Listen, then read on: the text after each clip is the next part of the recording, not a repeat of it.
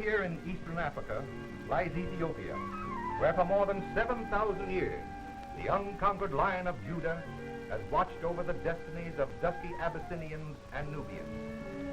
From Addis Ababa, where Haile Selassie was crowned emperor, it is 3,500 miles by airplane to Morocco on the northwest coast of Africa.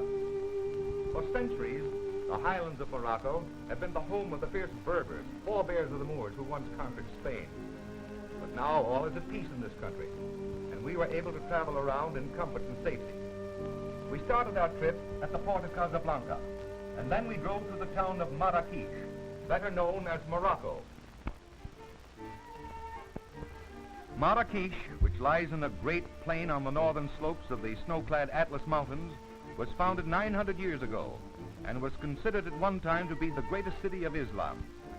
It was then surrounded by massive flame-colored walls, sections of which still remain. The beautiful square tower of the Koutoubia Mosque still stands as a memorial to the constructive genius of the early Moors. The great open square called Jama el-Fna is the favorite gathering place of the natives. Morocco's general population is of a very mixed and turbulent kind. Through the centuries, Marrakech has become a veritable melting pot. Berbers, Arabs, Moors, Jews, and Negroes from the Sudan have married and intermarried so indiscriminately that origins are hard to trace and types are even harder to define. There are so many that can neither read nor write that the public scribes are all kept busy. But their superior knowledge does not include modern methods. First, the scribe takes a piece of bamboo, which he painstakingly whittles into the shape of a writing pen. Meanwhile, his customer patiently waits and gathers his thoughts. Who knows, perhaps this may be a tender love message, or just a note telling Dad that he's broke again. The scribe is writing in Arabic. That is why his pen moves along the line from right to left.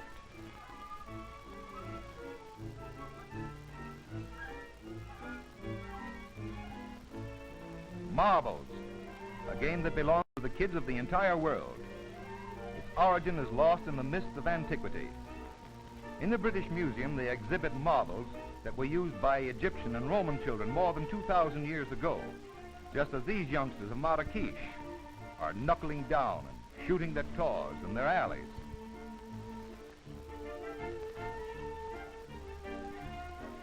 Morocco leather is used universally, and right here in Marrakech is where it is made out of goat skins, which are tanned a beautiful yellow or a brilliant red.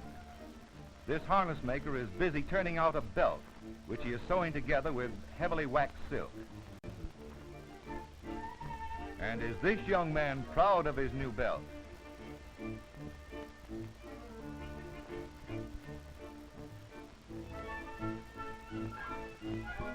Turn around there, son. Let's take a look at the back.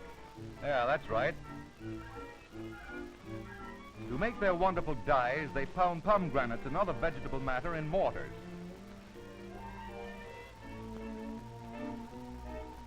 The silk industry is an important one here, and this is how they do their dyeing.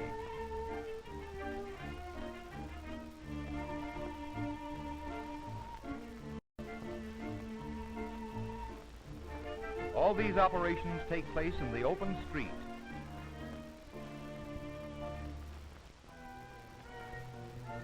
Morocco is sometimes visited by that terrible and most ancient of plagues, one that the ingenuity of man has not yet been able to eradicate, the plague of the all-devouring locusts, the same plague that was visited upon a stony-hearted Pharaoh in the days of Moses.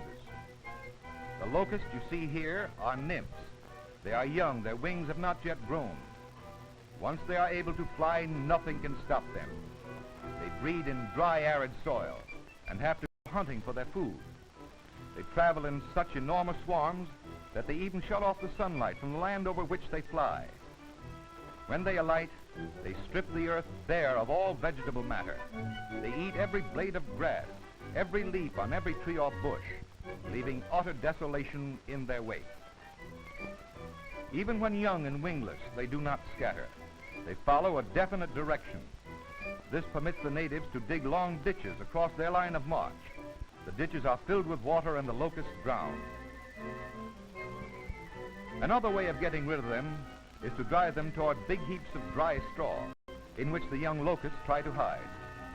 The straw is then set on fire. As far as we can discover, the Arabs are the only ones that have found a use for locusts. They boil them in salt water and then dry them in the sun. They taste like stale shrimps, but the Arabs enjoy eating them. And by the way, did you ever eat a stale shrimp?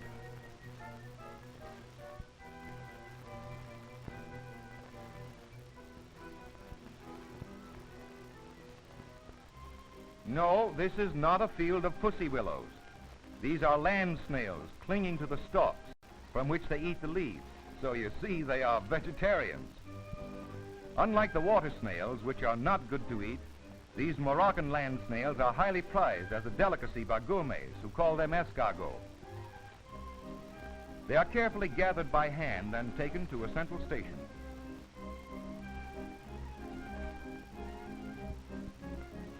Here they are sorted according to size and quality. But with typical Oriental nonchalance, the idea seems to be that when you work with snails, you work at a snail's pace. When sorting is done, the escargots are placed in small crates for exportation to France and Italy, but the larger shipments are made to the United States. Here comes a truckload of Moroccan snails, shipped by an Italian exporter for French consumption. As you enter a restaurant in Marrakech, you keep your turban on your head, but you leave your shoes at the door. Just a good old Moroccan custom.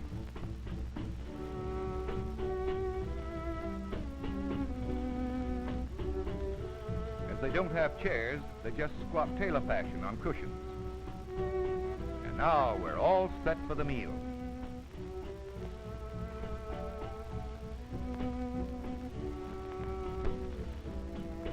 That's goat's meat, served on an earthen platter with a straw bonnet.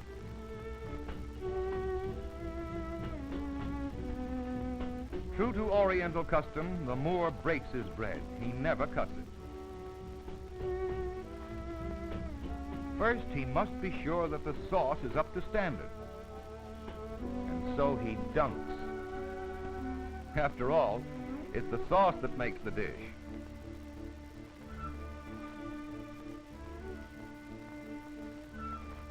Here's a practical demonstration of the old saying, fingers were made before forks.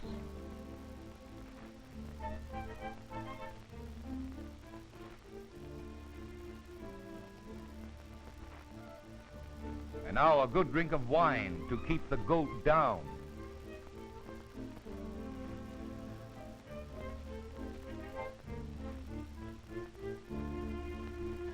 No finger bowls in Marrakech, probably because it takes more than a finger bowl to get the goat off one's hand. So an attendant ceremoniously brings in a large brass bowl and a cake of soap. The tea kettle supplies the water.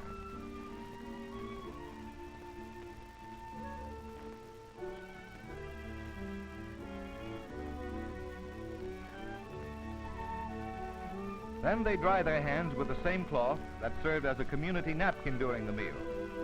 The proceeding is not very aesthetic, of course, but it seems practical.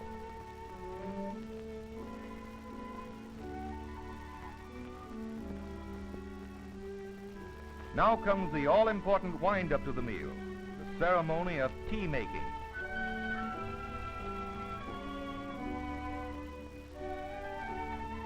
First, a little boiling water, just enough to open the tea leaves.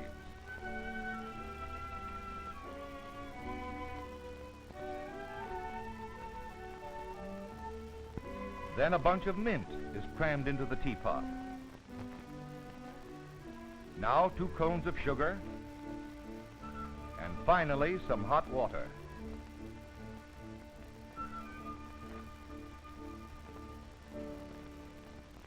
There, that will do.